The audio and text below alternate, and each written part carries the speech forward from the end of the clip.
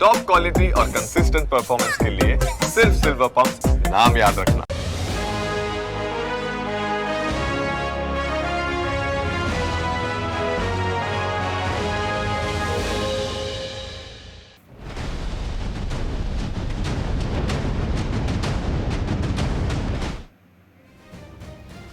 નમસ્કાર, સ્વાગત છે આપનું ન્યૂઝ કેપિટલમાં. આપની સાથે હું છું જુહી ગાંધી.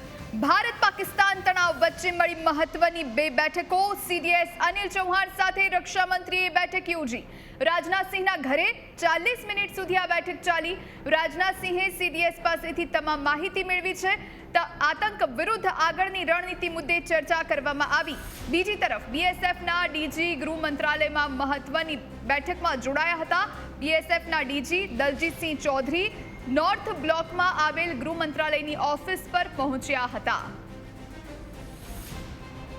તો મહત્વની બે બેઠકો આજે યોજાઈ છે. આતંક વિરુદ્ધ આગળની રણનીતિ મુદ્દે ચર્ચા કરવામાં આવી છે. કેવી રીતે પાકિસ્તાનને આતંકિસ્તાનને પરાસ્ત કરવું તેને લઈ અને રણનીતિ ઘડવામાં આવી. બીએસએફના ડીજી ગૃહ મંત્રાલયમાં બેઠકમાં જોડાયા હતા. ભારત પાકિસ્તાન તણાવ વચ્ચે બે મહત્વની બેઠકો આજે યોજાઈ. સીડીએસ અનિલ ચૌહાણ સાથે રક્ષા મંત્રીએ બેઠક યોજી હતી.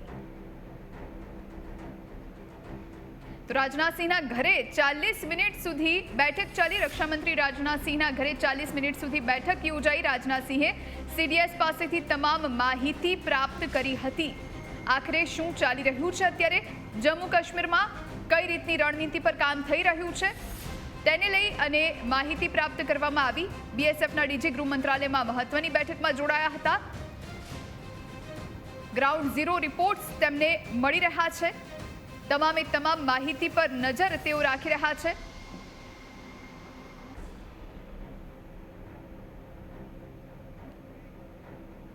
તો ભારતના એક્શનથી પાકિસ્તાન ફફડી ઉઠ્યું છે. એક તરફ એકલું પાકિસ્તાન અને બીજી તરફ વિશ્વના તમામ દેશો ભારતને સાથ આપી રહ્યા છે. ત્યારે વૈશ્વિક ફલક પર ભારતના નિર્ણયની કેટલી અસર થશે, ભારતને કયા કયા દેશોએ સમર્થન આપ્યું છે તે જોઈશું. સાથે જ પાકિસ્તાનને વૈશ્વિક ફલક પર કેટલું નુકસાન થયું તે પણ જાણીશું. સાથે જ અત્યારની તમામ અપડેટ્સ વિશે પણ વિસ્તૃતમાં ચર્ચા કરીશું. આપણી સાથે લેફ્ટનન્ટ કર્નલ રાહુલ શર્મા જોડાયા છે. સર, આપનું સ્વાગત છે ન્યૂઝ કેપિટલમાં. સૌથી પહેલા તો આપની પાસેથી એ જાણવું છે કે અત્યારે જે પ્રમાણેનું નેરેટિવ સેટ કરવામાં આવી રહ્યું છે સર, એમાં આપને શું લાગી રહ્યું છે? જો યુદ્ધ થાય તો કયા દેશોનું સમર્થન ભારતને મળી શકે છે અને કયા દેશોનું સમર્થન પાકિસ્તાનને મળી શકે છે, અને બંને દેશો પર કઈ રીતની અસર થઈ શકે છે? थैंक यू जोए. आपके सभी दर्शक श्रोताओं को मेरा नमस्कार. इस वक्त जो सिचुएशन चल रही है, दोनों देश के बीच में तनाव बरकरार है, इसमें कोई डाउट नहीं है. जो पाकिस्तान ने किया है उसके बाद भारत के ऊपर, भारत के लोगों का, सरकार के ऊपर लोगों का, प्लस उसके पूरे सिक्योरिटी एस्टैब्लिशमेंट का यह दबाव है कि कुछ ना कुछ इसका जवाब हमें देना चाहिए, उचित जवाब देना चाहिए. और सरकार भी इसके लिए तत्पर है. हमारे प्रधानमंत्री, रक्षा मंत्री वगैरह सबने कहा है कि हम इसका जवाब जरूर देंगे, कुछ ना कुछ उचित जवाब जरूर दिया जाएगा. अब सवाल ये है कि उचित जवाब क्या हो सकता है और कब दिया जाएगा. और आपका सवाल ये है कि जब ये जवाब दिया जाएगा तो उसमें क्या हमें अन्य देशों का सपोर्ट मिलेगा. तो ये कहना कि अन्य देशों का सपोर्ट मिलेगा, हाँ या ना में कहना मुश्किल है इस टाइम पे. मेरे हिसाब से अन्य देशों के साथ जो भी डिप्लोमेटिक चैनल्स हैं उसके द्वारा उनको ये तो ब्रीफ कर ही दिया गया है कि क्या हुआ था. साथ ही साथ ये भी ब्रीफ कर दिया है कि क्या होगा कि भाई हमको कुछ ना कुछ तो हम इसका जवाब देंगे, हम ऐसे चुप नहीं बैठेंगे. और इसके ऊपर किसी भी अन्य देश की तरफ से कोई टिप्पणी भारत के खिलाफ नहीं आई है. उन्होंने in principle they've agreed that yes, India has a right to take action to retaliate. क्योंकि अगर वो नहीं होता तो अभी तक कहीं ना कहीं से सख्त, थोड़े से कठोर शब्दों में स्टेटमेंट्स आ गए होते. They could have gone into saying things like कि नहीं ये तो इंडिजिनस स्ट्रगल है और भारत को कश्मीर पे ध्यान देना चाहिए वगैरह वगैरह, जैसे कि टर्की ने किया है. लेकिन उसके अलावा और किसी देश ने इस तरह की बात नहीं कही. So that is an indication कि हमारी जो भी पोजीशन हम इंटरनेशनल फोरम्स में और डिप्लोमेटिक चैनल्स के थ्रू अन्य देशों के सामने पेश कर रहे हैं, they are in agreement with us कि हाँ, we have a right to retaliate, and this cannot be tolerated by any country. Now the next thing that comes is कि हमारा किस लेवल का एक्शन हो सकता है. अब उसमें कोई खुली छूट नहीं हो सकती है कि हम जो भी करना चाहे वो कर सकते. वो मुझे ऐसा लगता है कि अन्य देशों की तरफ से कहीं ना कहीं किसी न किसी स्टेज पे वो प्रेशर आएगा कि नहीं, बस और ज्यादा नहीं. तो हम जब भी कुछ करने की सोचेंगे तो कुछ हद तक हमारे पास वो सपोर्ट रहेगा. उसके बाद धीरे धीरे वो सपोर्ट डिपेंडिंग ऑन कि हम कितना सख्त कार्रवाई कर रहे हैं और किस तरह से ये कॉन्फ्लिक्ट बढ़ता जाता है या कितना इंटेंस होता जाता है, अन्य देश भी फिर घबराने लगेंगे और बीच में बोलेंगे कि भाई नहीं, इससे ज्यादा आप मत करें. तो ये जो है, ये तालमेल जो है, बैलेंसिंग जो होगा, वो as we go along it will happen. अभी वो कहना बड़ा मुश्किल है कि इंडिया क्या करेगा और किस हद तक कर सकता है. करेगा जरूर, कोई डाउट नहीं है, क्योंकि अगर हमने पाकिस्तान को ये जवाब नहीं दिया तो न सिर्फ पाकिस्तान बल्कि हमारी खुद के देश के लोग भी ये समझेंगे कि हमारे पास पाकिस्तान के लिए कोई जवाब नहीं है. बालाकोट का जब इंसिडेंट हुआ था, जब बालाकोट में हमने एयर स्ट्राइक किया था, तो एक न्यू नॉर्मल हमने सेट किया था जिससे पाकिस्तान की जनता और हमारी जनता दोनों के बीच में क्लियर हो गया था कि अगर इस तरह की कोई भी कार्रवाई पाकिस्तान करेगा तो उसको जवाब मिलेगा. अब उस जो नॉर्मल सेट हुआ है उसको मेंटेन करने के लिए अब जरूरी है कि हम जवाब दें, क्योंकि हमने खुद ये बोला था कि अगर आप करेंगे तो इस तरह से आपके साथ होगा. अब अगर हम वो नहीं कर पाए तो जो डिटरेंस हमने एस्टैब्लिश किया था पाकिस्तान के साथ, वो डिटरेंस खत्म हो जाएगा. तो मेरे हिसाब से कुछ ना कुछ तो होना. आई होप मैंने आपका जवाब दिया है. कोई सवाल अगर छूट गया तो आप मुझे वापस याद दिला दीजिए.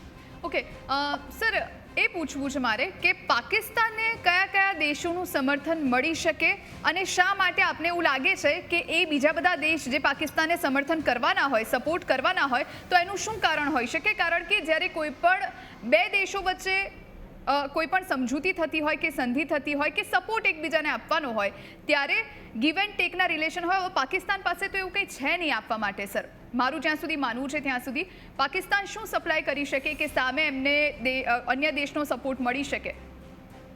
आपकी बात बिल्कुल सही है. आज के हालत में पाकिस्तान की जो पोजीशन है इंटरनेशनल सीन पे, वो बहुत ही कमजोर है. ना तो वो ट्रेड में किसी के साथ उसका इतना अच्छा ट्रेड है कि इकोनॉमिक रिलेशंस पे इफेक्ट पड़ता हो, ना उसका कोई पॉलिटिकल वर्ल्ड की पॉलिटिक्स में कहीं पे उसका इस तरह का स्टैंडिंग है कि जहाँ पे फर्क पड़ता हो. थोड़ा बहुत जो उसका है वो OIC में है कि ऑर्गेनाइजेशन ऑफ इस्लामिक कंट्रीज जो है, उसमें थोड़ा बहुत उनको सपोर्ट मिलता है, जैसा भी टर्की ने उनको सपोर्ट किया है. टर्की के साथ क्या है कि टर्की अपने आप को वापस से इस्लामिक जगत का लीडर बनाना चाहता है. ये अर्दोगान जी जो उनके प्रेसिडेंट हैं, ये उनकी बहुत सालों से ख्वाहिश है कि वह दोबारा से टर्की को इस्लामिक देशों का सिरमौर बनाना चाहते हैं. वर्ल्ड वॉर 1 से पहले तक टर्की पूरे इस्लामिक जगत का लीडर था, बहुत बड़ा साम्राज्य था उसका, और उसी को वापस से रिक्रिएट करने की उनकी ख्वाहिश है. तो इसलिए वो जहाँ पे भी कुछ भी इस्लामिक बात होती है वो उसमें अपना स्टेटमेंट देते हैं, दखलंदाजी करते हैं, कोशिश करते हैं. लेकिन इसके अलावा, टर्की के अलावा बाकी कोई इस्लामिक देश भी अभी तक पाकिस्तान के सपोर्ट में नहीं आए हैं. आगे चलते हुए उनके सपोर्ट में आएंगे, लेकिन बेशक सिर्फ उसको बचाने के लिए. उनका मकसद ये रहेगा, नहीं नहीं कोई बात नहीं, अभी हो गया है, आप इनको माफ कर दीजिए, उस तरह की बात. OIC और टर्की के अलावा जो दूसरा जो देश है जिससे थोड़ा बहुत सपोर्ट मिल सकता है वो है चाइना का. चाइना का सपोर्ट इसलिए मिलता है क्योंकि वह चाइना पाकिस्तान को अपना स्ट्रैटेजिक अलाई के तौर पे देखता है, जो कि इंडिया को कंटेन करने के लिए. चाइना का पाकिस्तान के साथ कोई म्यूचुअल इंटरेस्ट वाला रिलेशनशिप नहीं. चाइना ने वहां इतने सारे पैसा इन्वेस्ट करके CPEC बनाया, लेकिन उस CPEC से उसको कुछ नहीं मिल रहा है. अभी तक वहां पे कोई उसको इकोनॉमिक फायदा नहीं हुआ है. ग्वादर का सी पोर्ट दिया है, लेकिन वो जब तक CPEC का पूरा लिंकेज नहीं हो जाता है तब तक उसको कोई कमर्शियल फायदा नहीं हो रहा है. सो अभी तक जितना भी है उसमें उसका कोई बहुत मेजर इकोनॉमिक इंटरेस्ट नहीं है, स्ट्रैटेजिक इंटरेस्ट जरूर है. CPEC में जो उसका इन्वेस्टमेंट है और जो उसका ग्वादर पोर्ट के द्वारा पर्शियन गल्फ जो है, फारस की जो खाड़ी है, वहां तक जो एक्सेस लेने के उसका जो स्ट्रैटेजी के है वो है.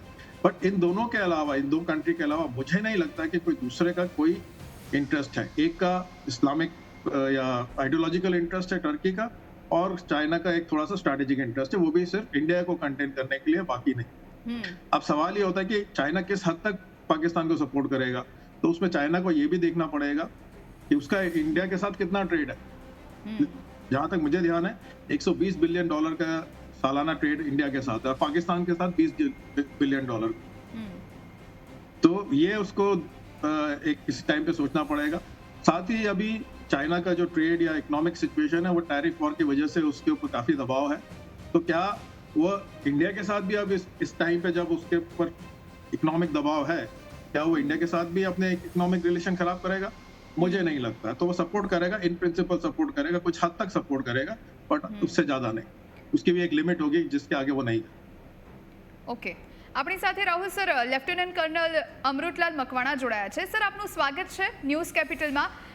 રાહુલ સર સાથે પણ એ જ ચર્ચા થઈ અને આપને પણ હું એ જ સવાલ પૂછું કે જો ભવિષ્યમાં યુદ્ધ થાય, ભારત અત્યારે જે રીતનું નેરેટિવ સેટ કરી રહ્યું છે કે પાકિસ્તાન જે રીતનું નેરેટિવ સેટ કરી રહ્યું છે, એ પ્રમાણે અત્યારે એવી હવા ચાલી રહી છે કે ક્યાંક આવું કંઈ થઈ શકે છે। તો એવી પરિસ્થિતિમાં પાકિસ્તાન અને ભારત, આ બંને દેશોને કયા કયા બાકીના દેશોનો સપોર્ટ મળી શકે છે? આપનું શું માનવું છે sir? As far as support is concerned, I don't think any of the country will give the 100% support to the Pakistan. आज जिस प्रकार से भारत पूरी दुनिया के अंदर नाम है, और जैसे ही 22 अप्रैल को पहलगांव में टेररिस्ट अटैक हुआ था, उसी तुरंत बाद यूएसए से कॉल आती है, रशिया से कॉल आती है, यूरोपियन कंट्री से कॉल आती है, इज़राइल से कॉल आती है, इसके बाद इटली से कॉल आती है, सऊदी अरेबिया से कॉल आती है।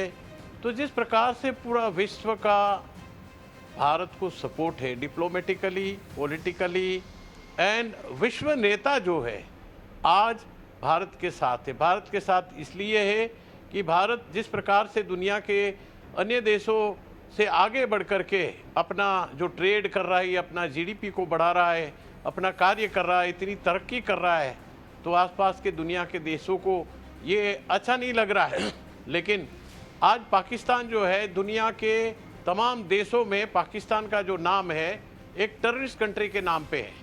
अगर यूएसए डायरेक्ट बोलती है कि इनके जनरल को आप उड़ा दीजिए और वहीं से काम करना शुरू कर दीजिए, उनके रक्षा मंत्री ने वहाँ तक उनको जैसे ही उनको अपना बयान दिया, बयान के अंदर बोला कि पाकिस्तान यूएसए और यूके को इतने सालों से मिलिटेंट प्रोवाइड कर रहा है, ये है वो है, न जाने क्या विवादित बयान दे दिया, जिसके कारण आज पूरी दुनिया को पता चल गया कि पाकिस्तान एक टेररिस्ट कंट्री है। वैसे भी पूरी दुनिया को मालूम है, आज भारत 1989 से लेकर के आज की डेट तक ये टेररिज्म की मार झेल रहा है, और न जाने कितने निर्दोष लोग मारे गए हैं। एक आंकड़े के अनुसार 2017 तक, 1989 से लेकर 2017 तक 41,000 लोग मारे गए हैं। उसमें से 14,000 सिविलियन है, 5,000 सिक्योरिटी फोर्सेस है, और 22,000 मिलिटेंट को मार गिराया है।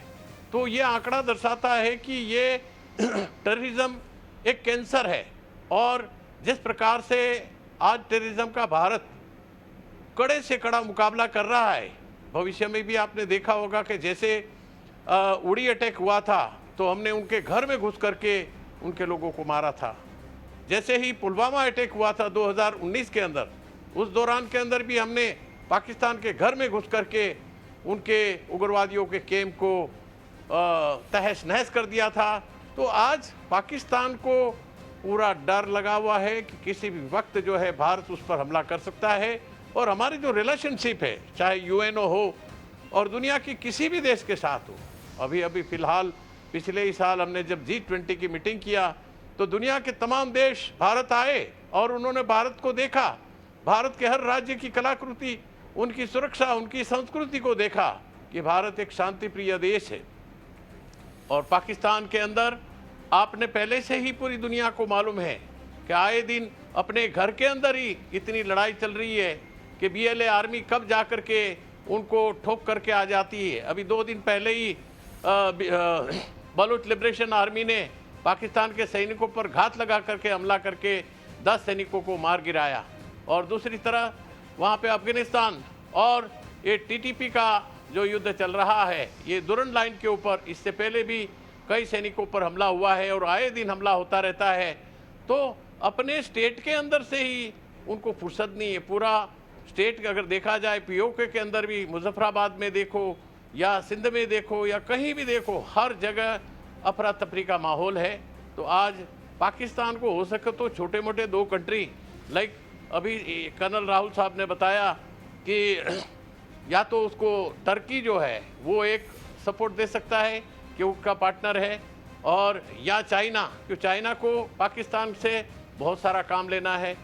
पाकिस्तान चाइना का बहुत बड़ा एक समझो कि कस्टमर है, उनसे हवाई जहाज़ खरीदना, पनडुब्बी खरीदना, हथियार खरीदना, सारा वो चाइना से करता है। और साथ ही साथ जो एक सिपेक लाइन जा रही है, उस चाइना पाक कॉरिडोर जो बना रहा है चाइना, वो तो पूरा किसी भी हालत में होना नहीं है और बलूच आर्मी उसको पूरा नहीं होने देगी। कई बार उनके चाइना के अधिकारियों पर अटैक हुआ है, चाइना के इंजीनियरों पर अटैक हुआ है। अभी उनको खुद को डर लगने लगा है कि मैंने इतने करोड़ों अरबों रुपया का इन्वेस्टमेंट करके मुझे फ़ायदे में इकोनॉमिक कुछ भी नहीं मिला है। ग्वादर बंदरगाह थोड़ा सा हिस्सा उनको दे दिया है और बाकी कुछ हिस्सों में उन्होंने अपनी फ़ौज को वहाँ पे लगा रखा है अपनी सेफ्टी के लिए। लेकिन मुझे नहीं लगता है कि पाकिस्तान को कोई इस्लामिक कंट्री भी उसको मदद करने के लिए तैयार हो। आज भारत की शाख ऐसी है कि नरेंद्र मोदी जी, मोहम्मद बिन सलमान जो सऊदी अरेबिया की प्रिंस क्राउन है, उन्होंने भी उसको पूरा सपोर्ट किया है। और दूसरा, जितना मिडल ईस्ट के कई कंट्री है उनको पूरा सपोर्ट करने के लिए तैयार है। तो आज अगर किसी भी सिचुएशन, अगर कल को वॉर खुल जाता है तो भारत पूरी तरह से सक्षम है। आर्मी की तरफ से बॉर्डर लाइन हमारी 740 किलोमीटर बॉर्डर लाइन पर हमारी गनें लगी हुई है, हमारी टैंकें लगी हुई है, हमारे सैनिक लगे हुए हैं। और समंदर की साइड से आईने सूरत को लगाया है, जिसके द्वारा हमने कई पनडुब्बियों का भी परीक्षण किया है। हमने मिसाइल फायर करके भी उनको जता दिया है कि हम समंदर के रास्ते से और ज़मीन के रास्ते से और हवा के रास्ते से पूरी तरह से तैयार है। हवा में हमारा राफेल फाइटर घूम रहा है, विराज 2000 है, और इसके अलावा हमारे जो आधुनिक से आधुनिक फाइटर एकदम तैयार है। तो इसलिए हमें किसी से कोई डरने की जरूरत नहीं है। और आज टीवी और मीडिया के माध्यम से आप और सभी दर्शकों ने देखा होगा कि एक अभी जो वॉरफेयर चल रहा है, ये जो वॉरफेयर है ये मीडिया का वॉरफेयर है। वो वहाँ से गीत उनके बिलावल भुट्टो जो कि धमकी देता है, गिदड़ धमकी, कि अगर आपने पाकिस्तान का पानी रोका तो हम खून की नदियाँ बहा देंगे। और उनके हाफिज सईद बोलते हैं कि अगर मोदी जी ने ऐसा किया तो उसको सांस लेना बंद कर देंगे। तो ये एक साइकोलॉजिकल वॉरफेयर है, एक दूसरे देश को नीचा दिखाने के लिए कि आपने ऐसा कर दिया तो हम ऐसा करेंगे, हमने ऐसा कर दिया तो वो आप ऐसा करेंगे। दोनों तरफ से आमने सामने ये युद्ध से पहले की जो तैयारी है। और आज आपको पता है कि वहाँ पाकिस्तान का प्राइम मिनिस्टर जो शाह है वो भी डर के मारे इधर से उधर हाथ पैर मार रहा है।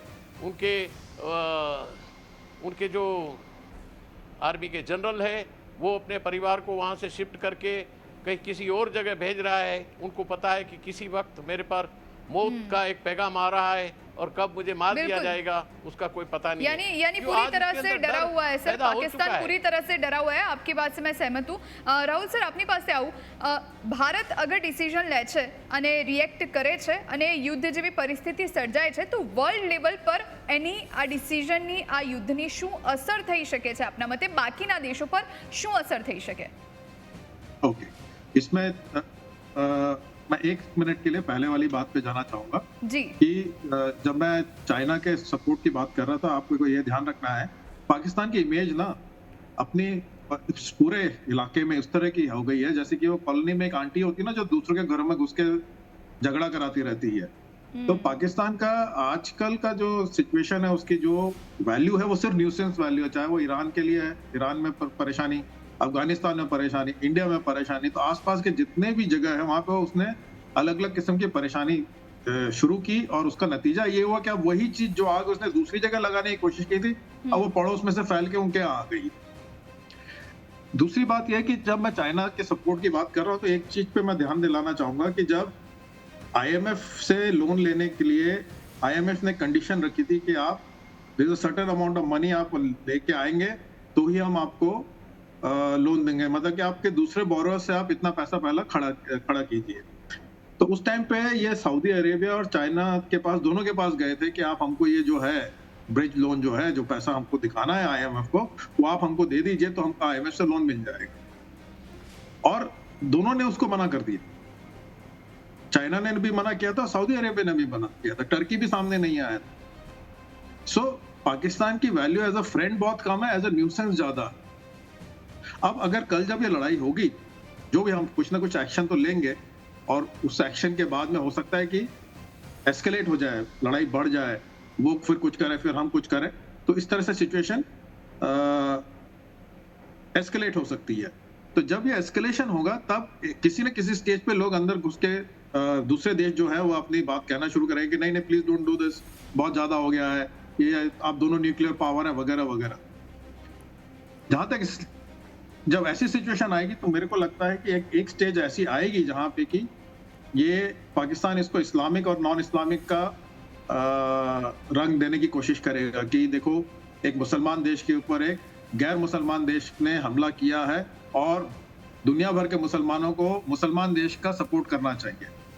तो ये होने की संभावना है और जब ऐसा होगा तब बाकी के इस्लामिक देशों की जो आम जनता है, जो सिविलियंस हैं, वो शायद सड़कों पर आकर इस तरह की डेमोन्स्ट्रेशंस और ये सब करें और डिमांड करेंगे कि भैया तो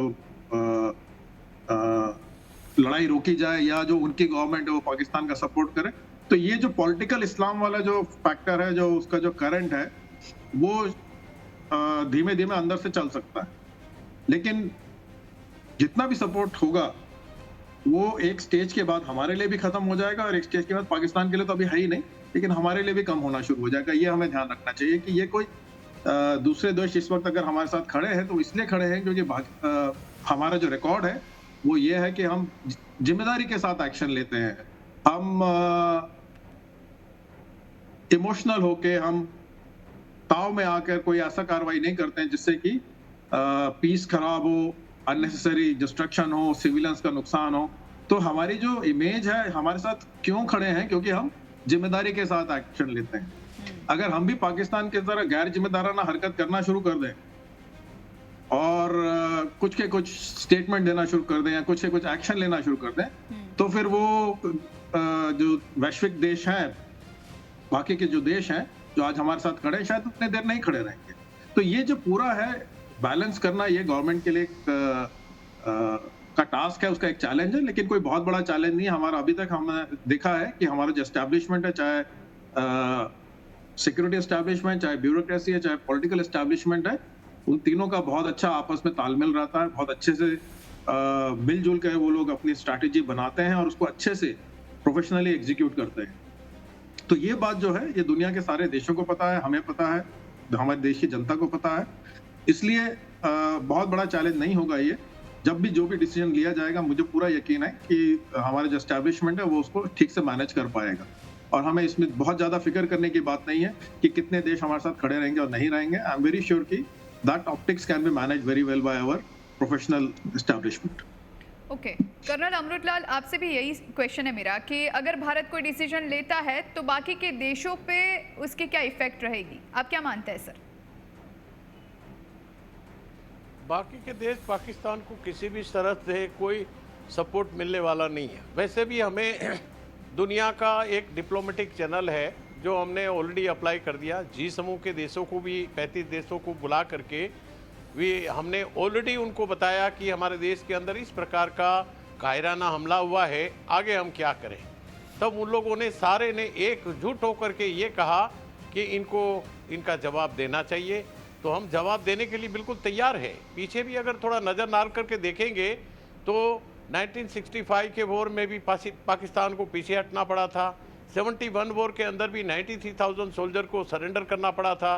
और कारगिल वॉर के अंदर भी हमने देखा है कि इतनी कंफर्टेबल पोजीशन में हाइट में होने के बावजूद भी हमने पाकिस्तानियों को 85 दिन के अंदर ढेर कर दिया और उनको नीचे आना पड़ा।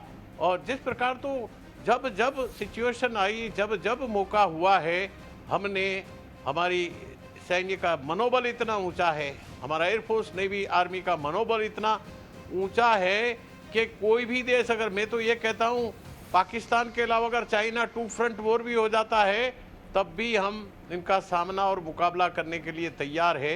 पाकिस्तान क्या एक छोटा सा यूपी के बराबर है, 4 स्टेट है। मैं मानता हूँ कि न्यूक्लियर सक्षम देश है, लेकिन न्यूक्लियर जो है आज रशिया और यूक्रेन का इतने सालों से युद्ध चल रहा है, लगभग 3 साल हो गया, क्या उन्होंने न्यूक्लियर या परमाणु बम का इस्तेमाल किया? ये इंटरनेशनल इनके ऊपर कई पाबंदियां है, ऐसा काम नहीं कर सकते। अगर गलती से उसने करने की कोशिश की तो पाकिस्तान दुनिया के नक्शे से मिट जाएगा। जैसे गीता में कहा, जिसका जन्म हुआ है उसका मृत्यु निश्चित है। तो पाकिस्तान का जन्म 14 अगस्त 1947 में हुआ है। तो अगर उसने ऐसा कोई कायराना हरकत करने की कोशिश किया है तो इस दुनिया के नक्शे में उसका कहीं नामो निशान नहीं होगा। तो मुझे पूरी उम्मीद है, चाहे कितने भी उनके पास परमाणु बम हो, भारत उनका मुंह तोड़ जवाब देने के लिए तैयार है। हमारे पास ऐसी सुपरसोनिक मिसाइल ब्रह्मोस हमारे पास है कि 300-400 किलोमीटर की रेंज में अगर कोई भी मिसाइल आमने सामने भी आ जाती है तो उनको रास्ते में ही डिस्ट्रॉय कर देगी। तो हमारी जो 3 लेयर सिक्योरिटी भारत की सक्षम जो बनी हुई है, और उस तोप की खासियत इतनी जोरदार है कि यहाँ से बैठे बैठे पाकिस्तान के हर एक शहरों तक हमारी अग्नि 5 मिसाइल पहुँच सकती है, हमारी बैलिस्टिक मिसाइलें पहुँच सकती है, हमारी दूसरी सुपरसोनिक मिसाइलें हैं, पूरा चाइना को कवर कर सकती है, most of the part of the China, और पाकिस्तान के हर शहर तक पहुँच सकती है। वो हम क्षमता रखते हैं। यहाँ से उनके घर में घुसने की जरूरत नहीं है, यहाँ बैठे बैठे ही हम ये कार्रवाई कर सकते हैं। और आज पाकिस्तान के पास अगर परमाणु बम, परमाणु हथियार है, लेकिन उसको कैरी करने के लिए मुझे नहीं लगता कि उनके पास कोई ऐसा कैपेबल जहाज है। जिस प्रकार भारत के पास आज हमारे पास जेगुआर है, तो जेगुआर वॉरहेड को कैरी करने वाला एक फाइटर प्लेन है, जिसके द्वारा वॉरहेड को फिट करते हुए हम मिसाइल के साथ या किसी के साथ भी इनको इस्तेमाल कर सकते हैं। तो ऐसे हमें किसी भी साइड से किसी से डरने की आवश्यकता नहीं है, और हमें पूरा विश्व का सपोर्ट हमारे साथ है, डिप्लोमेटिक चैनल हमारे साथ है, और हमने जिस प्रकार से भारत में जो एक्शन किया है, उस एक्शन का जो परिणाम आज पाकिस्तान में आया है वो पूरी दुनिया जानती है कि पाकिस्तान के नागरिक जितने भी भारत के अंदर इलीगल तरीके से आए थे या जो वीज़ा लेकर के आए थे, उनको आदेश दे दिया गया कि 48 घंटे के अंदर भारत देश छोड़ करके जाना होगा। तो आज जिस प्रकार से उनको हालाकी का सामना करना पड़ा, मुसीबतों का सामना करना पड़ रहा है, कहीं अपने परिवार के साथ आए थे, कहीं यहाँ इनकी शादियाँ हुई है, जो भारत की लड़की पाकिस्तान में शादी हुई है, पाकिस्तान की लड़कियाँ यहाँ शादी हुई है, जो यहाँ घूमने फिरने के लिए आए थे, और जब उसको देश छोड़ करके वापस जाना पड़ रहा है। तो आज अटारी बॉर्डर जिस प्रकार से बंद हुआ है, आज रात 12 बजे तक इनका एक अवधि का टाइम दिया है, तो आज पूरे लोगों में अफरा तफरी है, इतनी लंबी लंबी लाइनें लगी हुई है गाड़ियों की, इतने लोग अपना रिएक्शंस दे रहे हैं कि गलती के कारण हमें क्यों सज़ा भुगतनी पड़ रही है, हमारा पानी क्यों बंद किया जा रहा है। तो अभी उसके अंदर एक जो है, समझिए कि एक उछाल आया है समंदर के अंदर, अचानक जैसे सुनामी आती है, और तमाम सुनामी जो है उसकी असर है आस-पास में आने वाले जितने भी बंदरगाह हैं उन पर उसकी असर होती है, उसका पानी कहीं कहीं दूर दूर दराज क्षेत्रों तक जाता है। तो आज जो है ये सुनामी आई है, और इस सुनामी की वजह, उसका कारण यही है कि आज जो पाकिस्तान के अंदर हो रहा है, हर एक लोगों को, प्रत्येक नागरिक को पता है, और कल को अगर लड़ाई छिड़ जाती है तो मुझे पूरी उम्मीद है कि पाक ऑक्युपाई कश्मीर में रहने वाले बलोच आर्मी एवं वहाँ के सिंधी, वहाँ के लोग पाकिस्तान की पाकिस्तान के हुक्मरानों से, पाकिस्तान के सैनिक अधिकारियों से इतना त्रस्त हो चुके हैं कि ये क्षेत्र में जब भी कोई फंड होता है तो फंडिंग भी प्रॉपर तरीके से नहीं दिया जाता है, उनको मेडिकल सुविधाएं नहीं है, उनको स्कूलों का शिक्षण भी प्रॉपर तरीके से नहीं मिल रहा है, तो आज जो उनके साथ एक सोतेला व्यवहार किया जा रहा है, तो आने वाले समय में अगर लड़ाई छिड़ जाती है तो मुझे पूरी उम्मीद है कि पहला भारत का टारगेट होगा पाक ऑक्युपाई कश्मीर।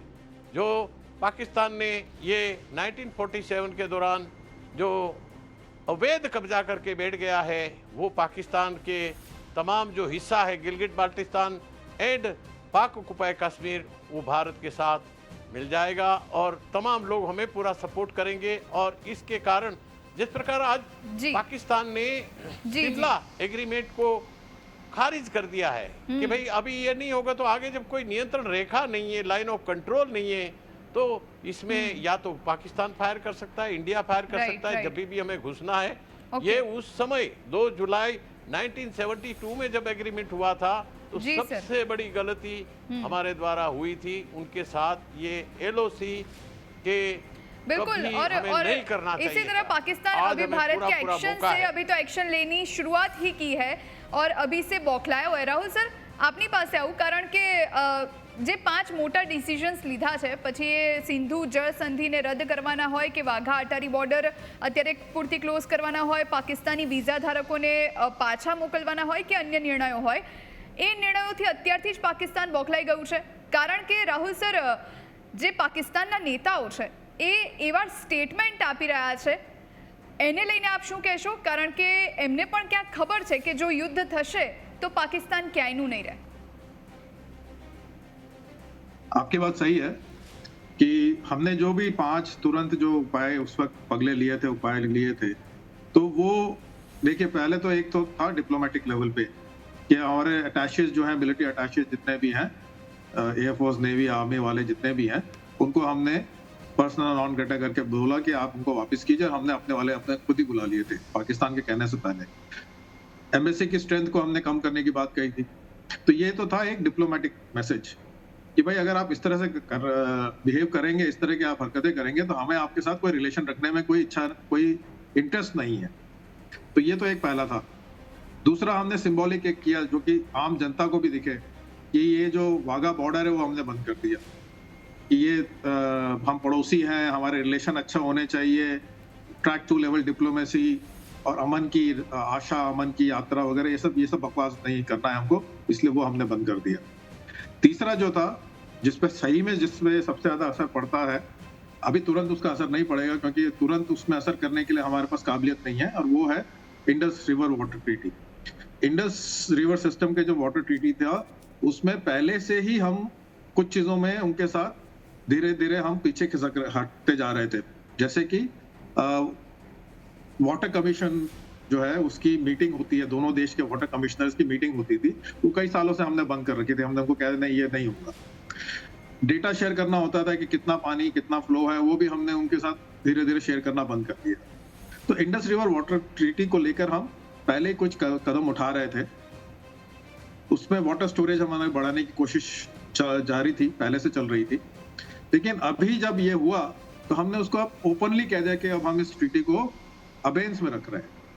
अबेंस में रखना पहला स्टेप है जहां से कि हम ये कहेंगे कि नहीं, अभी हम इस ट्रीटी को फॉलो नहीं करेंगे। जब से बीजेपी गवर्नमेंट आई है तब से यह कि इंडस रिवर ट्रीटी जो है वो इंडिया के लिए पक्ष में नहीं है, ये बात, और इसके लिए हमें कुछ करना है, ये दूसरी बात, इन दोनों के ऊपर कार्रवाई हो रही थी। अब ये इस अटैक के बाद, इस पहलगाम अटैक के बाद हमने वो ओपनली कह दिया कि अगर ये आपका रवैया है तो हमें कोई ट्रीटी वीटी आपके साथ नहीं करनी। इन सब के बाद में पाकिस्तान की तरफ से जो हुआ वो पहले तो हमारे जैसे उन्होंने कहा कि ठीक है, आप अटैचेज हटाइए, एम्बेसी की स्ट्रेंथ कम कीजिए, और इंडस वाटर ट्रीटी के वजह उसने कहा कि हम शिमला समझौता नहीं मानेंगे। शिमला समझौता है क्या? शिमला समझौता ये था कि हम आपस में जो भी हमारे इश्यूज होंगे उसको इंटरनेशनल फोरम में डिस्कस नहीं करेंगे, बायलैटरली सॉल्व करेंगे। लेकिन पाकिस्तान कहाँ बायलैटरली सॉल्व कर रहा था इतने सालों से? वो तो हमेशा इंटरनेशनल फोरम में गया है, तो उसने कौन सा शिमला समझौता माना है? तो अगर उसको आज रद्द भी कर देता तो हमें क्या फर्क पड़ता है, हम अभी तक उससे डील कर ही रहे थे ना। दूसरा उसमें यह है कि ये LC है, लाइन ऑफ कंट्रोल है। अरे लाइन ऑफ कंट्रोल है तो उसमें उस लाइन ऑफ कंट्रोल के ऊपर कितने सालों में, 71 के बाद से 72 के बाद कितनी बार लड़ाई हुई है? कारगिल लड़ाई हुई ना उस पर। तो उस लाइन ऑफ कंट्रोल को ना उसने माना ना हम मानते हैं। जब वो हमारे ऊपर, उन्होंने हमारे क्रॉस बॉर्डर टीम्स भेज के हमारे ऊपर हमला करते थे तो हम भी उनके ऊपर किया, हमने भी उनके किया। तो ये लाइन ऑफ कंट्रोल तो एक तो पॉलिटिकल वो मुद्दा है कि ये लाइन ऑफ कंट्रोल है, उसको किसी ने ना तो उन्होंने बॉर्डर बनाया ना हमने बॉर्डर बनाया, हमने दोनों ने उसको लाइन ऑफ कंट्रोल ही रखा है। और उसके ऊपर सीज फायर बहुत बार हमने तोड़ी है, उन्होंने तोड़ी है। ये तो 2021 से जो नई सीज फायर है वो अभी तक चल रही थी, वो भी अभी पहलगाम वाले इंसिडेंट के बाद से टूट गई है, वहां पे फायरिंग हुई है। तो पाकिस्तान के पास कोई ज्यादा ऑप्शंस नहीं है, हमारे पास तो फिर भी इंडस रिवर वाला जो है वो एक ऐसा ऑप्शन है जो कि उनका सिचुएशन खराब कर सकता है। उसके पास अभी इस तरह का कोई ऑप्शन नहीं है। जहां तक आपने जो सवाल किया कि वहां के जो पॉलिटिशियंस हैं उनके ऊपर इस सब बातों का क्या असर हो, उनको ये बात समझ में आ रही है कि वी हैव अ डेफिनेट, हम कुछ ना कुछ करेंगे, ये बात उनको बिल्कुल पक्का है और करना भी चाहिए। ऊपर से गवर्नमेंट के ऊपर प्रेशर भी रहेगा हमारे लोगों का कि भाई आप कुछ तो जवाब दीजिए। तो ये बात पाकिस्तान को पता है कि कुछ ना कुछ होने वाला। साथ ही साथ उनको ये पता है कि कुछ भी ना हो, वो उनकी सोच की बात कर रहा हूं मैं, कि कुछ भी ना हो तो ये इंडस रिवर वाला जो मुद्दा है यही उनका हालत खराब कर सकता है। अभी तुरंत नहीं ना सही, लेकिन 4-5 साल में हमारी जो काबिलियत हो जाएगी जहाँ की हम पानी को रोक सकते हैं, डाइवर्ट कर सकते हैं, तो हम उस पाकिस्तान की पूरी इकोनॉमी जो है, पाकिस्तान का जो डाउनस्ट्रीम जितना भी इलाका है, वहां पे हम वाकई में तबाही मचा सकते हैं बगैर कोई गोली फायर किए।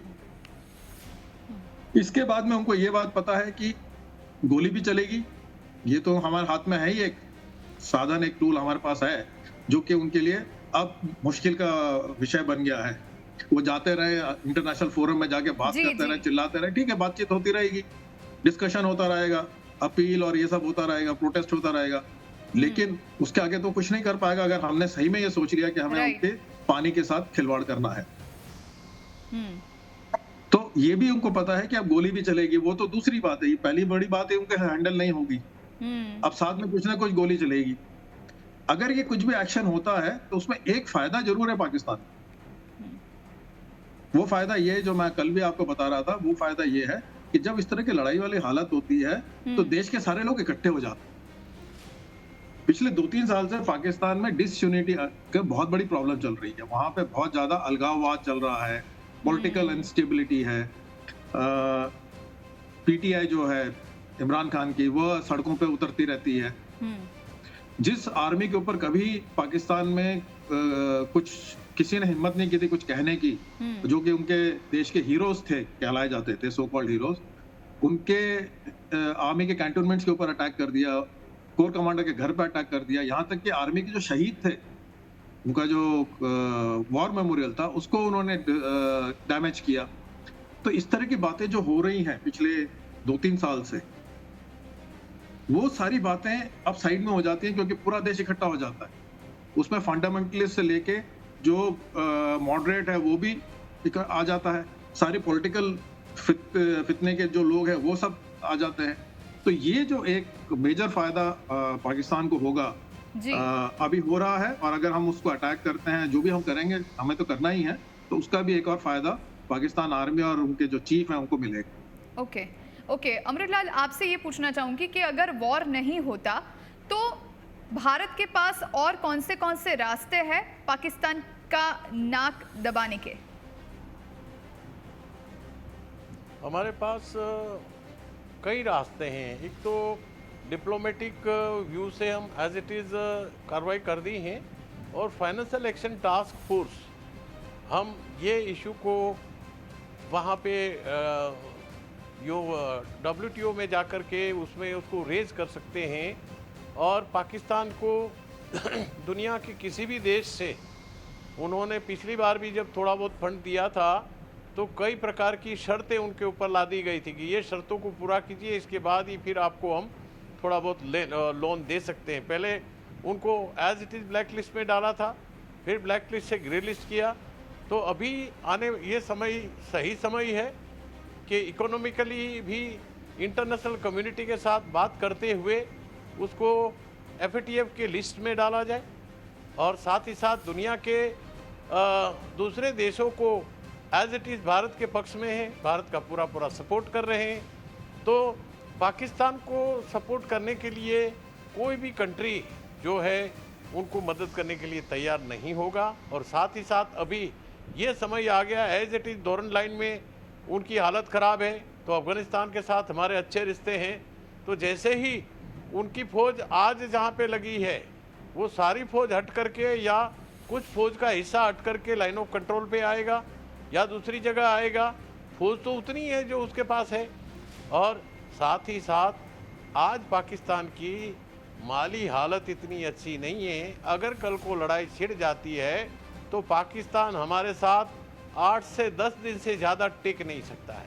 उसके पास जो फ्यूल रिज़र्व है वो भी हार्डली 8 से 10 दिन ही ज़्यादा, उससे ज़्यादा चल नहीं सकता। अगर नेवी ने जाकर के ओमान की खाड़ी में डेरा डाल दिया जहाँ से इनका पूरा पेट्रोलियम डीजल सारा सब कुछ वहाँ से उसी रास्ते से आता है, अगर वो रास्ता ब्लॉक कर दिया जाए तो उनका आने वाली जो सप्लाई चेन है वो सप्लाई चेन टूट गई तो आगे उनका युद्ध का कोई भी काम चल नहीं सकता। आज पाकिस्तान की माली हालत इतनी ख़राब है कि उनके 2 सबमरीन सिर्फ काम कर रहे हैं, बाकी सब रिपेयर चल रहे हैं। तो ऐसे कंट्री जो है जो लड़ाई के भारत जैसे बड़े देश का मुकाबला करना उनके लिए कोई इतनी ये कहा नहीं जा सकता। ये सारी गीधड़ भपकियाँ हैं जो उनके शरीफ के द्वारा दी जा रही है, उनके बिलावल भुट्टो के द्वारा दी जा रही है, उनके उग्रवादियों के द्वारा दी जा रही है। तो हमारे पास कई रास्ते हैं। एक तो जो सबसे बड़ा हमने वाटर स्ट्राइक किया है, डिजिटल स्ट्राइक किया है कि हमारे पत्रकार मित्रों को भी बताया है कि जो भी एक्शन आर्मी का हो रहा है उनको दिखाया ना जाए, जिससे कि हमारी सारी इन्फॉर्मेशन उनके तक पहुंच ना जाए। इसलिए ये आईटी डिपार्टमेंट ने भी एक आज से या 2 दिन पहले ऑर्डर पास किया है कि तमाम मीडिया चैनलों को रिक्वेस्ट किया जाता है कि आर्मी का कोई भी एक्शन जो होता है, चाहे जम्मू कश्मीर में एक्शन हो रहा है या आर्मी जो प्रिपेयर हो रही है, आर्मी जो भी कुछ कर रही है, ये आम पब्लिक को दिखाया ना जाए, जिससे कि उनका गलत मैसेज ना जाए। इसका कारण ये है कि आज हमारे देश के अंदर भी कई ऐसे जयचंद है, खाते इंडिया की है और बात पाकिस्तान की करते हैं, तो उनके ऊपर भी एक्शन अभी धीरे धीरे शुरू हो चुका है कि जितने भी गैरकानूनी रूप से भारत के अंदर रह रहे हैं उनको पकड़ पकड़ करके भेजा जा रहा है। आज इस प्रकार से बांग्लादेशियों पर अटैक, बांग्लादेशियों पर कार्रवाई हो रही है। भारत के तमाम शहरों के अंदर जो इलीगल तरीके से बांग्लादेशी रह रहे हैं उनको पकड़ पकड़ करके उनको डिपोर्ट किया जा रहा है। और साथ ही साथ जितने भी पाकिस्तानी नागरिक हैं उनके साथ भी वही कार्रवाई की जा रही है। तो कार्रवाई करने के लिए हमारे पास बहुत सारे रिश्ते हैं। जी सर। और चाइना को भी हम थोड़ा दबाव डाल सकते हैं, इसलिए कि चाइना के साथ हमारा बहुत बड़ा ट्रेड उसके साथ चल रहा है। वो भी इतना ज़्यादा इसमें इंटरफियर नहीं कर सकता है कि कल को अगर लड़ाई लग जाती है तो चाइना उसको थोड़ा बहुत मतलब सपोर्ट कर सकता है, बीइंग ए बिजनेसमैन, कि ये पाकिस्तान उसका कस्टमर है, कोई चीज़ चाहिए तो वो उनको मदद कर सकता है। बाकी दुनिया की कोई कंट्री, कोई सऊदी अरेबिया हो गया, ओमान हो गया या मिडिल ईस्ट के कोई कंट्री पाकिस्तान को मदद करने के लिए तैयार नहीं है। Okay sir, okay. Rahul sir, આપની પાસે આવું, શું યુદ્ધ જ એક અંતિમ ઉપાય છે બંને દેશો માટે? બંને દેશોના ભવિષ્યનું વિચારીએ કે પછી બંને દેશોની જનતાનું વિચારીએ? કારણ કે જો યુદ્ધ થાય તો ઘણા નિર્દોષોના મોત થવાના છે। આ પહેલાં પણ આપણે ઘણા યુદ્ધ જોયા છે, એટલે આપને એવું લાગે છે કે યુદ્ધ જ અંતિમ ઉપાય છે, બાકી કોઈ સોલ્યુશન નીકળી શકે? इससे पहले मैं आपके पहले वाले सवाल पे आना चाहूंगा, उसके बारे में मुझे कुछ कहना है जी। कि देखिए, पाकिस्तान को जवाब देने के 4-5 तरीके हैं। आपका चैनल भी उसको कवर कर ही रहा था, आपके मैं देखा था ग्राफिक्स में भी आप कवर कर रहे हैं जी। पहला तो हो गया कि जो कर्नल मकवाना ने बताया कि हम उसके ऊपर इकोनॉमिक तौर पे उसकी इकोनॉमी को कमजोर करने के लिए उस पर कार्रवाई करें। उसमें वर्ल्ड बैंक भी एक हिस्सा हो सकता है कि बगैर वर्ल्ड बैंक के पाकिस्तान की इकोनॉमी अपने आप को सर्वाइव नहीं कर सकती है। वो एक तरीका है उसके ऊपर प्रेशर डालने का, दूसरे देशों के द्वारा उसके ऊपर प्रेशर डालने का इकोनॉमिक तरीका एक हो गया। दूसरा हो गया आपके कवर्ट ऑपरेशंस। कवर्ट ऑपरेशंस जो आपके एजेंट्स के द्वारा भी हो सकते हैं और कुछ आपके आर्म फोर्सेस के द्वारा भी हो सकते हैं। कुछ उनके मिलिटेंट कैंप्स के ऊपर अटैक, जिस तरह से उरी का आपने देखा था, उरी के बाद जो अटैक किया था, या उनके हम अपने लॉन्ग रेंज एसेट्स जो कि बगैर हमारे लोगों को किसी तरह के खतरे में डाले हुए उनका इस्तेमाल करते हैं, चाहे वो एयरक्राफ्ट हैं चाहे मिसाइल्स हैं, उसके द्वारा कर सकते हैं। अलग अलग उनके हमारे पास ऑप्शंस हैं, लेकिन चाहे जो भी हो जाए हमें कुछ ना कुछ काइनेटिक यानी कि ऐसा जो कि जिसमें कि फोर्स का इस्तेमाल किया जाए और सामने लोगों को दिखाई दे, वो करना जरूरी है। बाकी सारे ऑप्शंस चलते रहेंगे, हो सकता है कई सालों तक चलते रहें, साइबर अटैक्स हैं, ये वो सारी चीजें शायद चलती रहें, लेकिन उसके बावजूद कुछ ना कुछ तो काइनेटिक करना पड़ेगा। क्योंकि अब बात जब बालाकोट वाला जो ऑपरेशन हुआ था उसके बाद हमने एक डिटरेंस कायम किया था। अब अगर हमने कोई काइनेटिक एक्शन नहीं लिया, कोई फोर्स का इस्तेमाल नहीं किया, तो डिटरेंस जो इतनी मुश्किल से हासिल किया था, नया नॉर्मल हमने सेट किया था कि अगर आप हमसे पंगा लोगे तो आपको जवाब मिलेगा, ये जो हमने एक नया नॉर्मल क्रिएट किया था वो फिर तबाह हो जाएगा, वो बर्बाद हो जाएगा। इतना जो कुछ किया वो पानी में मिल जाएगा। इसलिए कुछ ना कुछ तो काइनेटिक एक्शन करना जरूरी होगा। अब ऑल आउट युद्ध बिल्कुल नहीं, ऑल आउट युद्ध तब तक नहीं जब तक कि बिल्कुल ही पूरी मजबूरी ना हो, तब तक नहीं करना, क्योंकि युद्ध में बहुत नुकसान होता है। देश बहुत सालों पीछे, जनरेशंस पीछे चले जाते हैं। आप देख लीजिए जहां पे भी युद्ध हुआ है या हो रहा है, पहले जैसी हालत नहीं है। आजकल हथियारों की जो मारक क्षमता इतनी ज्यादा है कि बहुत नुकसान होता है। तो जहां पे भी अभी युद्ध हुआ है, आप ध्यान से देखें, वहां पे उस देश की जो भी प्रगति, जो भी स्थिति है, वो कई जनरेशन पीछे चली गई है। तो ऑल आउट युद्ध ना तो हमारे लिए ठीक है ना पाकिस्तान के लिए, कि पाकिस्तान के लिए तो बहुत ही खराब। तो वो तो ना हो, वही अच्छा है। अब इसमें क्या होगा कि जो भी काइनेटिक एक्शन लिया जाएगा, एक्शन रिएक्शन की एक चेन से क्रिएट होगा। उसको सही टाइम पे मैनेज अगर कर लिया तो ऑल आउट युद्ध नहीं होगा। उसको सही तरीके से अगर आपने मैनेज किया, अलग अलग साधनों के द्वारा, international pressure, international relations, economic pressures वगैरह वगैरह सब करते हुए आपने अगर उसको ढंग से मैनेज कर लिया तो वह ऑल आउट युद्ध में तब्दील नहीं होगा।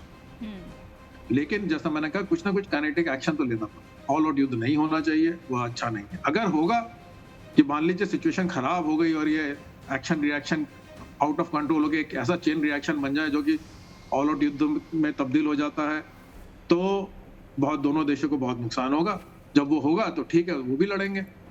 जहां तक आपके सशस्त्र सेनाओं का सवाल है, वो तो इतने सालों से ट्रेनिंग इसी के लिए कर रही है। वो सक्षम है, उसके पास साधन है और उसके पास काबिलियत है करने की। They are trained, they are competent, they can do it. So when call to do it, अगर ऐसी सिचुएशन आएगी, ये सिचुएशन उस हद तक बिगड़ जाए, तो वो लोग अपना काम करेंगे। जहां तक सिविलियन लोगों का नुकसान की बात है कि हाँ, जब इस तरह से ऑल आउट युद्ध होता है तो कोलेटरल डैमेज काफी होता है, सिविलियंस भी उसमें फंस जाते हैं, वो होगा। जब देश एक युद्ध के लिए गया है तो देशवासी भी तो युद्ध में है ना। सिर्फ सेना तो युद्ध में नहीं होती है, सेना तो युद्ध में है ही, लेकिन जब हम कहते हैं कि यूक्रेन और रशिया के बीच में युद्ध हो रहा है, तो सिर्फ सेना की बात नहीं कर रहे हैं, हम देश की बात कर रहे हैं। देश में जनता भी शामिल है। तो वो जब होगा, जिस तरह से पहले के युद्धों में भी हुआ है, तो वो होगा, तो मुझे पूरा यकीन है कि जब उस तरह की बात होगी तो देश की जनता भी उस युद्ध में अपना बलिदान, अपनी ड्यूटी, अपनी रिस्पॉन्सिबिलिटी पूरी करेगी। लेकिन एज अ फौजी और एक समझदार व्यक्ति के तौर पे मेरा ये है कि ऐसा होना नहीं चाहिए, और मजबूरी में अगर होगा तो ठीक है, फिर देखी जाएगी, करेंगे। हमारा धर्म है, हमारा कर्तव्य है कि हम युद्ध क्षेत्र में लड़ेंगे तो लड़ेंगे। अर्जुन ने भी अपने कर्तव्य के लिए अपने परिवारजनों के ऊपर हथियार चलाया था, हम भी करेंगे, ऐसा कुछ नहीं। Okay, I hope I have answered your question. Okay, Makwana sir, आपसे भी यही सवाल है मेरा कि हमें अपनी काबिलियत पे शक नहीं है, हमें पता है कि अगर युद्ध होता है तो भारत पाकिस्तान को हरा देगा, पर क्या युद्ध ही अंतिम उपाय है? आपको क्या लगता है? युद्ध अनिवार्य नहीं, इसके अलावा भी आपने मौजूदा सरकार यानी कि यशस्वी प्रधानमंत्री नरेंद्र मोदी जी ने जिस प्रकार से कूटनीति को इस्तेमाल करते हुए कि सबसे पहला उनके साथ व्यापार करना बंद कर दो, भारत की तरफ से यहाँ से जो हमारा कई चीज़ें पाकिस्तान के अंदर जा रही थी, जो ग्रोसरी आइटम है, उसमें टमाटर है, तो कई कई चीज़ें यहाँ से भारत से, आटा भी इधर से जाता था, तो ये तमाम चीज़ें जो है धीरे धीरे करके ये बंद कर दिया। तो उससे उनको नुकसान क्या होगा कि अब भारत एक उसका सबसे नियरेस्ट देश है जहाँ से उसको सस्ते दामों में ये सारी चीज़ें मुहैया हो सकती है। अभी उनको दुनिया के किसी और देश से मंगाना होगा, जिससे वो वहाँ से ट्रांसपोर्टेशन ज़्यादा लगेगा, लागत ज़्यादा लगेगी और महंगाई की मार को उनको झेलना पड़ेगा। अभी जिस प्रकार से उसने अंतर्राष्ट्रीय संबंध भी बिगाड़ने की कोशिश की है कि अपना एयर स्पेस बंद कर दिया है, जिसके कारण यूरोपीय संघ की तमाम फ्लाइटें, यूके से आने वाली फ्लाइटें, अमेरिका से आने वाली तमाम फ्लाइटों को पूरा डाइवर्ट होकर के लंबा चक्कर मारते हुए उनको भारत आना होगा, जिसके कारण कम से कम उसको 2 से 2.5 घंटे का समय ज़्यादा लग सकता है और उसमें उनका एविएशन फ्यूल भी ज़्यादा चलेगा, जिसके कारण उसकी जो लागत है आम पैसेंजर के ऊपर लंबी पड़ेगी। तकरीबन 10 से 12% उनका फेयर जो है वो बढ़ जाएगा। तो इंटरनेशनल कम्युनिटी भी उनसे नाराज़ है, फ्लाइट जो भी चल रही है, फ्लाइट चलाने वाले भी उनके पर नाराज़ है। तो युद्ध तो एक आखिरी है। देखिए, आपने महाभारत का युद्ध भी देखा होगा, तो सामने पक्ष को यानी कि कौरवों को समझाने के लिए n नंबर ऑफ टाइम्स और लास्ट में भगवान श्री कृष्ण उनको भेजा गया आखिरी दाव के लिए कि भाई अगर युद्ध को टालना है तो ये सिर्फ तुम अपने 5 गांव दे दो, तो इसके बाद उसमें अपना बसेरा करके, लेकिन वो बोलता सुई की नोक तक हम जमीन देने के लिए तैयार नहीं है, और इसके बाद जा कर के ये महाभारत का युद्ध हुआ। तो कोई भी युद्ध जो है, दोनों देश बहुत उनकी एक प्रक्रिया है। सबसे पहले एक दूसरे देश के ऊपर अपनी जो सैंक्शंस लगाते हैं, इंटरनेशनल कम्युनिटी से सपोर्ट लेते हैं और वर्ल्ड कम्युनिटी से पूरा सपोर्ट लेते हैं। पूरा कंप्लीट जब उसको सपोर्ट मिल जाता है कि अभी दुनिया मेरे साथ खड़ी है, परंतु आपको पता है कि अगर दोनों देश ने एक दूसरे देश के ऊपर अटैक कर दिया तो उसका जो परिणाम है हजारों लाखों निर्दोष लोगों को भुगतना पड़ेगा। और कंट्री जो है आने वाले कई सालों तक उनका जो जीडीपी है वो डाउन चलेगा। जिस प्रकार आज भारत दुनिया की तीसरी अर्थव्यवस्था बनने जा रही है, वो सीधी डाउन होकर के कौन से नंबर पर के आ जाएगी ये आपको और हमें पता नहीं है। लोग कहते हैं कि लड़ाई करो लड़ाई करो लड़ाई करना इतना आसान नहीं है। दोनों देश के लिए हम पूरी तरह से सक्षम है, लेकिन अभी ये वक्त आ गया है कि पाकिस्तान आज जो उग्रवाद की फैक्ट्री खोल करके बैठा, और जहाँ जहाँ जी सर ये फैक्ट्री खुली हुई है, इस फैक्ट्री को बंद किए बगैर ये जितने भी निर्दोष लोगों की हत्याएं हो रही है, जी सर, आए दिन जी सर, अलग अलग शहरों में अटैक हो रही है। आज जम्मू कश्मीर के अंदर ये सारा जनजीवन को अस्त व्यस्त करने वाले अगर कोई है तो ये हमारा पड़ोसी राष्ट्र है, जिन्होंने इस प्रकार का हिनोना कृत्य किया, इस प्रकार का कायराना हमला करते हुए एक जो रफ्तार की गाड़ी पकड़ी थी जम्मू कश्मीर ने। आज दुनिया के देशों ने भी पता लगा कि धीरे धीरे करके अभी जम्मू कश्मीर एक स्विट्जरलैंड बनने जा रहा है, और इतना उसका जो आज टूरिस्ट आ रहे हैं, पिछले साल की तुलना करें तो तकरीबन 1 करोड़ से ज़्यादा टूरिस्ट श्रीनगर के अंदर आए थे, जिससे उनकी जीडीपी 11% तक आगे बढ़ी थी। तो ये सारा जो है, जिस प्रकार मोदी जी दिल्ली से लेकर के श्रीनगर तक डायरेक्ट वंदे भारत ट्रेन का भी पूरा प्लानिंग कि वहाँ तक ले जाना है ताकि लोगों को बाई एयर या तो जमीन के रास्ते जाना ना पड़े और सीधा दिल्ली से बैठे 12 घंटे के अंदर श्रीनगर पहुँच जाए, और जम्मू और कश्मीर को पूरी दुनिया के साथ कनेक्ट करे। इस प्रकार का ये जो पड़ोसी देश को अच्छा नहीं लगा, जिसके कारण ये सब कुछ जो अभी आसपास में हो रहा है due to that only. બિલકુલ, સમયનો અભાવ છે સર. રાહુલ સર, એક શોર્ટમાં હું જવાબ માંગીશ આપની પાસે. આ જે જવાબી કાર્યવાહી જ્યારે ભારત કરવાનું જ છે, સૌ કોઈ રાહ જોઈને બેઠું છે. યુદ્ધ ભલે એક અંતિમ ઉપાય નથી, પણ આ જે જવાબી કાર્યવાહી પાકિસ્તાનને સબક શીખવાડવાની વાત છે, આપને શું લાગે છે કેટલા ટાઈમ પીરિયડમાં આ થઈ શકે છે ભારત દ્વારા? શોર્ટમાં આન્સર સર. मेरे लिए या किसी के लिए भी ये कहना मुश्किल है। आप इसके लिए कोई टेम्पलेट या कोई आप टाइमलाइन सेट नहीं कर सकते कि नहीं 10 दिन में नहीं किया तो हम पीछे, जैसे कल एक आपके गेस्ट कह रहे थे, आपने कहा था 48 घंटे में हम करेंगे, आप अभी तक कुछ नहीं कर पाए। हमने बोला था 48 घंटे में करेंगे, लेकिन ठीक है अभी हम नहीं करना चाहते हैं, हम 4 दिन बाद करेंगे, उसमें क्या करना है ना, जब आप करेंगे आपको पता लग जाएगा। तो इसकी कोई टाइमलाइन सेट करना या इस तरह का प्रेशर गवर्नमेंट पे या लोगों पे डालना ठीक नहीं है। अगर आप किसी डॉक्टर के पास गए हैं और वो कहता है कि आपको तकलीफ, आप कहते हो नहीं मेरी सर्जरी कर दो, कहता है नहीं भाई तुम्हारा ब्लड प्रेशर डाउन होगा, शुगर डाउन होगा, तब हम सर्जरी करेंगे। नहीं आप आज ही करो, मेरे को बड़ी तकलीफ हो रही है। आपने तो कहा था कि आप मेरा कैंसर ठीक कर दोगे, आप क्यों नहीं कर रहे? ऐसा नहीं होता। आपको ये मानना पड़ेगा कि जो लोग इस सिचुएशन का हैंडल कर रहे हैं वो प्रोफेशनल है, अपने क्षेत्र में विशेषज्ञ है, काफी एक्सपीरियंस्ड है और उनको अपना काम आता है। चाहे वो पॉलिटिशियन डिसीजन मेकिंग में प्राइम मिनिस्टर और होम मिनिस्टर या डिफेंस मिनिस्टर है, आपने देखा है उन्होंने बार बार डिसीजन मेकिंग के द्वारा ये प्रूव किया है कि वह कॉम्पिटेंट है। चाहे वो नेशनल सिक्योरिटी के जो ब्यूरोक्रेसी है, आपके एनएसए हैं और उनके सपोर्ट वाले, उन्होंने बार बार प्रूव किया है कि वह डिसीजन लेने और सपोर्ट देने में अच्छे माहिर हैं। और फिर आपके सशस्त्र सेनाओं ने प्रूव किया कि वो प्लानिंग और एग्जीक्यूशन में बहुत माहिर है। बिल्कुल तो हमें इनके ऊपर भरोसा रखते हुए ये कि कितने दिन में हो जाएगा इस पे नहीं जाना चाहिए, ना इस तरह की बात करनी चाहिए। हमें ये यकीन होना चाहिए कि पहली चीज तो हमारे मन में ये है कि होना चाहिए, कुछ ना कुछ तो जवाब देना है, ये सबका है, सब उसमें एक उस पेज पे है। और दूसरी बात ये कि जब भी होगा हम अपने तरीके से करेंगे जरूर, सिर्फ कड़ी निंदा करके हम तो बैठने वाले नहीं है। अब जो हमने डिटरेंस अचीव किया था बालाकोट के बाद, उसको हम लूज नहीं करेंगे, उसको हम मेंटेन करके रखेंगे। બિલકુલ, ખાલી બોલવાનું નથી, હવે કરીને બતાવવાનું છે। આપ બંને મહાનુભાવો અમારી સાથે જોડાયા અને ચર્ચામાં ભાગ લીધો એ બદલ આપ બંનેનો ખૂબ ખૂબ આભાર। આ સાથે આ વિશેષ રજૂઆતમાં અત્યારે બસ આટલું જ, રજા આપશો, નમસ્કાર।